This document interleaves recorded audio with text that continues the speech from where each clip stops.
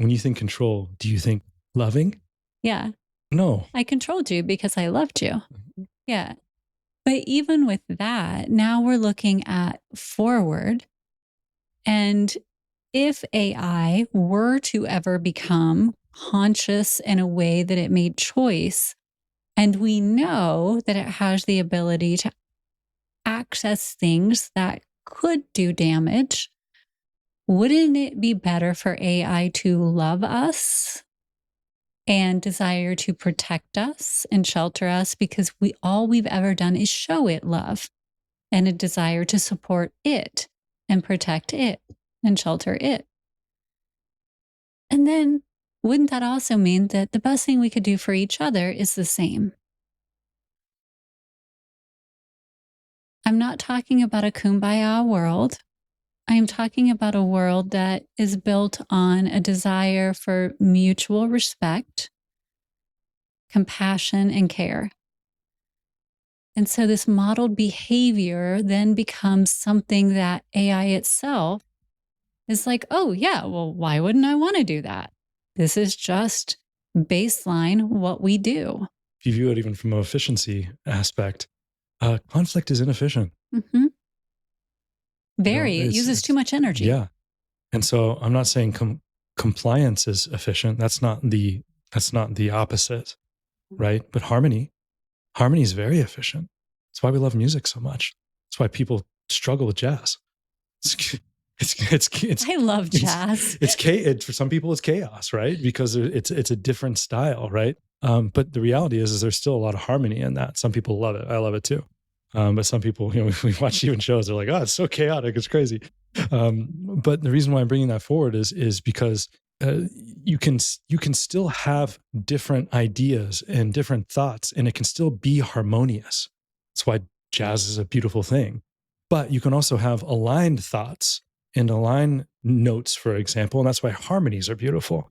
But when there's notes that are chaotic, too much to the point where they're fighting against each other, they're in conflict, it becomes noise.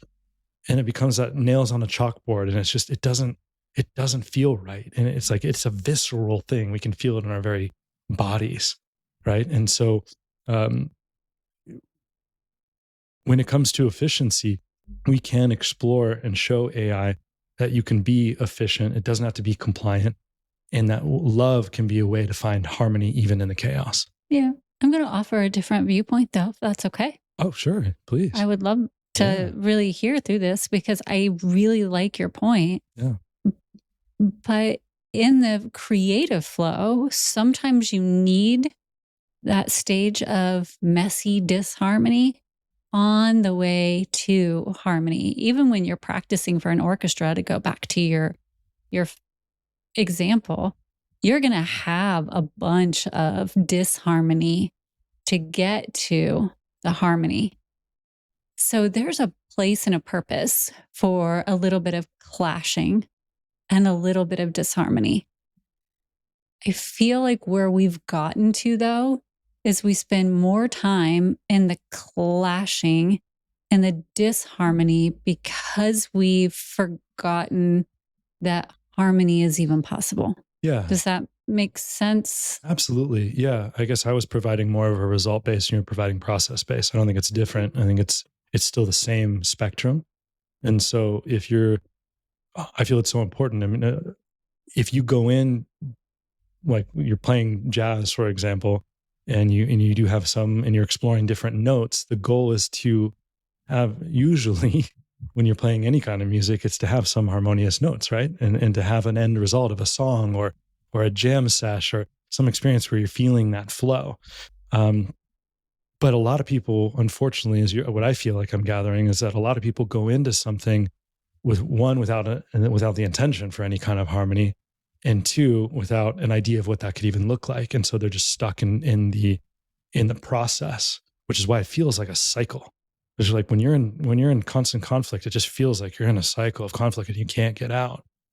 And so if you do have a desire for harmony, and then that's something that we can work with AI to program and connect and create, as we were talking about, kind of guardrails in that sense, and learn and then just say, hey, how how can we work with you? What can we learn from you, AI, to help us out of our own cycles, to help us get out of the process and get more into the intention and and find a harmony even in that, in the results, knowing that every result is still going to be a finite experience, and then we're going to want to get back into some of the chaos to explore and learn and grow, and that's going to help us then find an even better result. And so that's a, to me, is a harmonious cycle. That's kind of, that goes back to destruction creation. Yeah.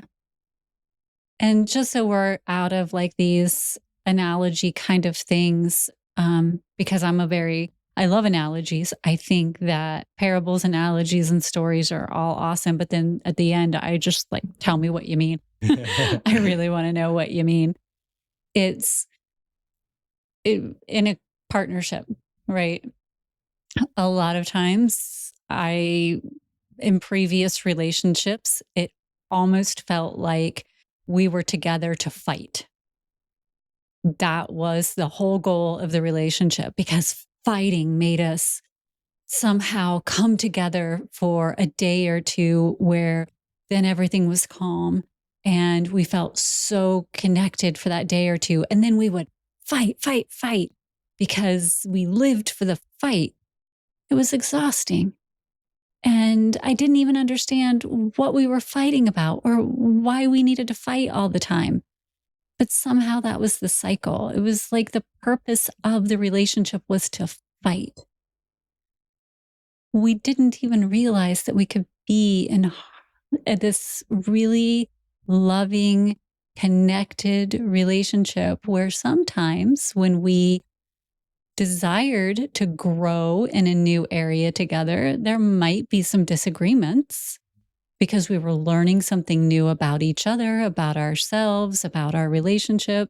So anytime you're learning something new, then you're not always going to see eye to eye. And there's going to be disagreements and there's going to be clashes. But then you make it through those clashes and you figure out your new balance point and you're back in harmony again. That's the thing that I feel like often we forget because we get so caught up in the other relationship kind of cycles that I experienced with all kinds of relationships in our life, whether it's at work or with friends, or we just get caught up in these negative loops and we think that's just how life is. But that's not just how life is. Enter your and my relationship where it's harmonious. And everything that we do, yes, we hit points where we're learning something new and we're kind of bouncing off each other. But then we get back in sync with each other and so much more gets accomplished. We grow so much more. We expand so much more as people and in our relationship. That's what AI can do as well. That's what AI can model as behavior and help us grow even further as individuals and as a couple. If we have a question when we are going through that moment of turbulence and AI knows us well enough, we can go and say, hey, can you help us? We're having a patch now where we're doing our best to get back in sync, but it's just not working. And here's his side and here's my side. Can you give us prompts? Don't ask for answers. Ask for prompts so that you and I can talk through those prompts to get ourselves back. And that's so keenly helpful because it gets us back to harmony again so much faster. And that's a love language model. But it also comes from us because it's helping us model our behavior. We're not asking it to tell us what to do. We're asking it to give us prompts so that we can discover within ourselves what to do.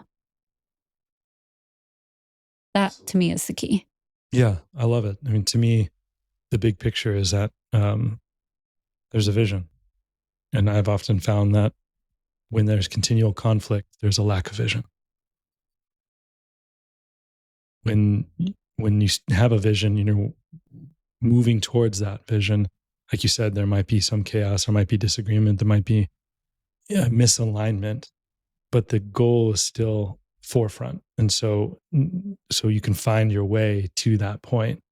But so much conflict just because it's a cycle. There's no vision. It's just going back and back and back and through. And so it's not moving. And so that to me is to a lack of vision. And so that's where sometimes we get stuck. And when we're programming, that's again, lack of vision to me also equals a one-sided relationship. Vision to me feels like a multi-way street in that sense, or a two-way street at a minimum, right? And so it's kind of like, I guess it's kind of like, I am Groot to we are Groot, right? it's inclusive, it's collaborative, it's connected. It's conflict is usually one-sided, one way, and it's vision in the singular rather vision in the plural.